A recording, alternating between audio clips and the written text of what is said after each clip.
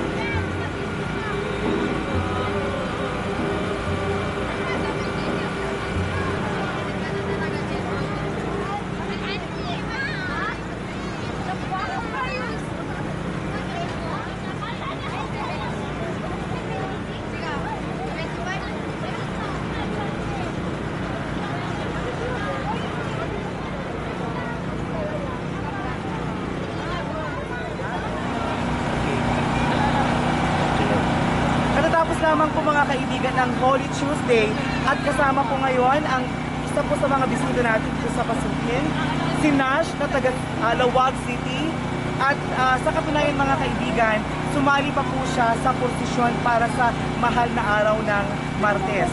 Nash, anong masasabi mo sa Semana Santa dito sa Pasukin? Sumali ako dito sa Pasukin kasi gusto kong maranasan kung paano sineselebrate nila ang Holy Week dito sa Pasukin.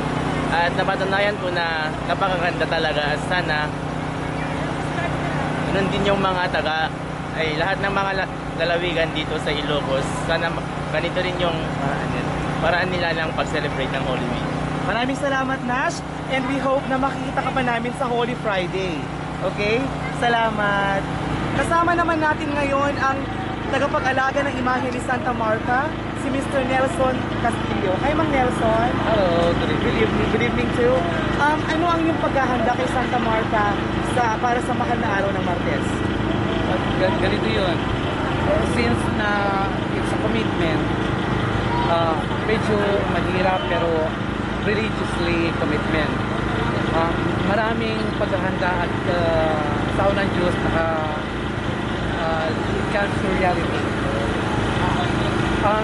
Dahil si Marta ay naghahanda ng pagkain pagka pumupunta si Jesus sa Betania. Oh. So, bali ito yung Rome ni Santa Marta sa Semana Santa. Siya yung tagapagsilbi habang si Jesu Cristo ay nagkakaroon ng prayer services.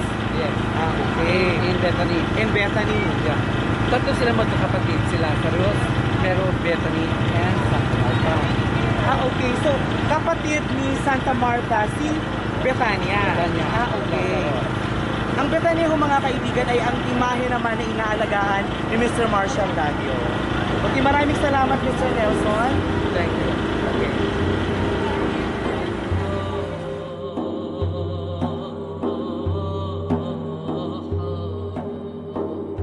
Makakasama natin ngayong araw ang retired master teacher 2 ng Ilocos Norte Agricultural College. Isa rin po siyang historian at writer sa bayan ng Pasig. Mga kaibigan, si Mr. Constante Aguinaldo. Dito sa ancestral house na ito nakatira natin ang dating punong bayan ng Pasuki, Ilocos Norte na si Don Mariano Mata Aguinaldo. Nasa panahon ng Pagkina, ito po ay ginawang GI Club o tahanan o taguan ng mga sundalong Amerikano.